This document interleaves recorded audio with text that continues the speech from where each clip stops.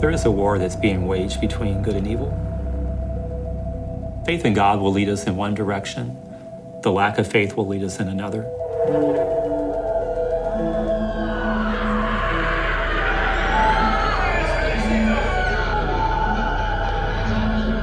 I have seen many manifestations of evil, and exorcism is the only cure for one who's truly demonically possessed.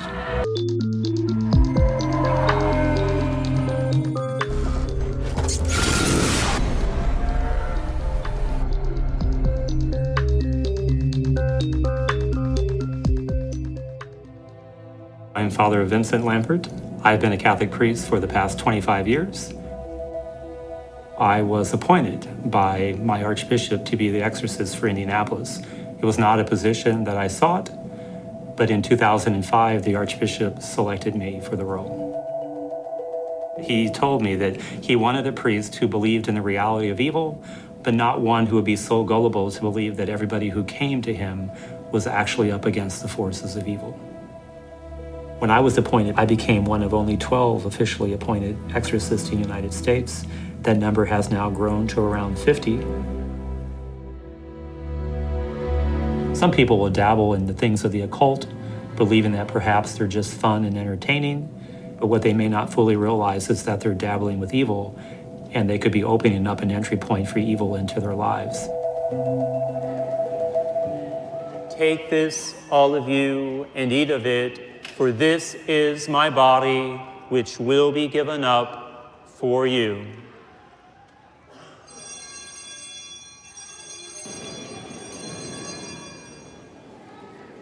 I'm the pastor here at St. Malachi Parish in Brownsburg, Indiana.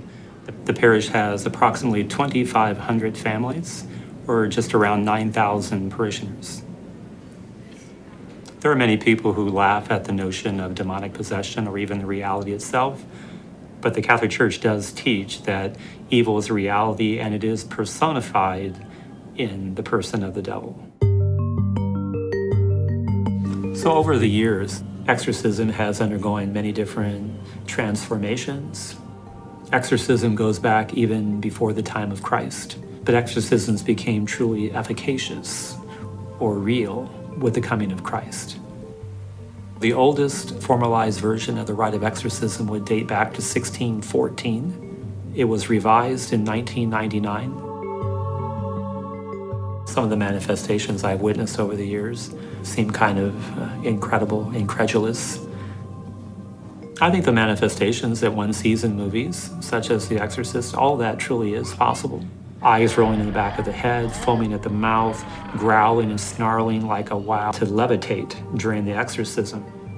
Now, these manifestations are meant to distract the exorcist. And I learned quickly that the exorcist should not focus on the manifestations of evil, but focus on the power of God that is at work.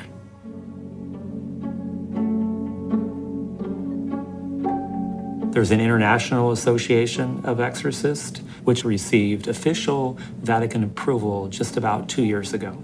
I am a member of that organization, and there's a gathering in Rome every other year. Demonic possession is extremely rare. 1 out of every 5,000 people who contact me is a genuine case of demonic possession. Hello, Mary, how are you? Obviously, this is a ministry that I cannot do alone. So there's a lady that works with me, and I jokingly like to refer to her as my exorcistant. She's really the first line of defense. I work for Father Vincent. The majority of people that she talks to just need a listening ear. I can help answer any questions that you have. Well, I've got a revolving list right now of some people that are local because they would be in our diocese. I have that one guy from Southern Indiana that keeps calling, and I don't think he remembers all the times that we've talked, because he always acts like no one has ever talked to me or ever tried to help me. And that's what gives credence to the fact that this is truly something of a mental health issue as opposed to something that's demonic. Of course, it doesn't help, too, because I also, I was just talking with another priest. He was telling me that he just doesn't believe any of this, Some people will accept what the church believes and teaches about the reality of evil. Some people won't.